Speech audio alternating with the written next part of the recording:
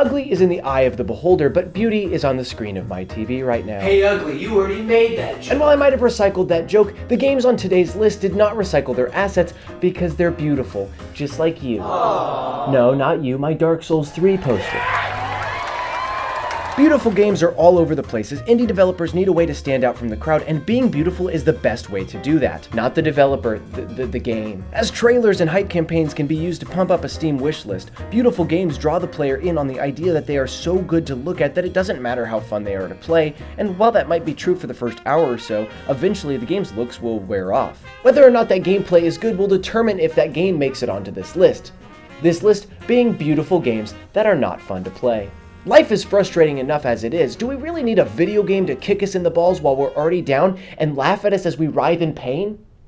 Kojima says we do. Death Stranding takes place in a beautiful depiction of the United States after the apocalypse. It has gorgeous flowing water and rolling hills of grass, large mountains and haunting deserts, but it also has evil gameplay that enjoys watching you suffer. As the game takes literally every opportunity it is given to knock you down and make you lose everything. It is frustrating and pointless tedium played out over the course of like 50 hours. Its main gameplay is walking, and it takes that and makes it into a Dark Souls. In a lot of ways, it's just like me, an evil jerk who I hate, but it's also really good looking. I recently played Trek to Yomi, a game with visuals inspired by the Kurosawa films. The environments within are stunning and often set up a diorama look, as every area is so expertly crafted and wonderful to experience. So much so that you can often forget that the game plays like absolute crap. As sword fights feel clunky and spammy, enemies are set to specific interactions and do not adapt whatsoever, meaning that every encounter feels like going through the motions over and over again. No matter what you do, every fight ends up feeling the same, and slight bits of enemy variety don't make it any better. But combat isn't the game's only failure, as puzzles are laughably simple.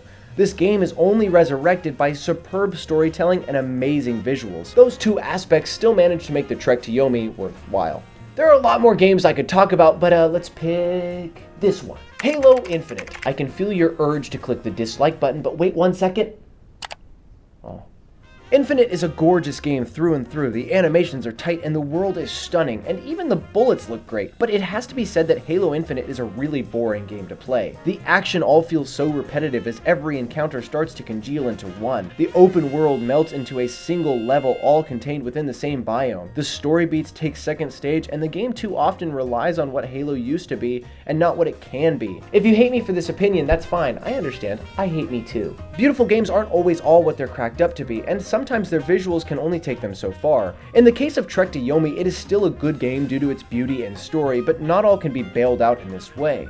It's important not to judge a book by its cover, and maybe you should avoid pre-ordering the next pretty game you encounter to save yourself the disappointment of seeing all those bad reviews come in. Because at the end of the day, you can only really trust that guy who couldn't jump the crate in the Cuphead tutorial.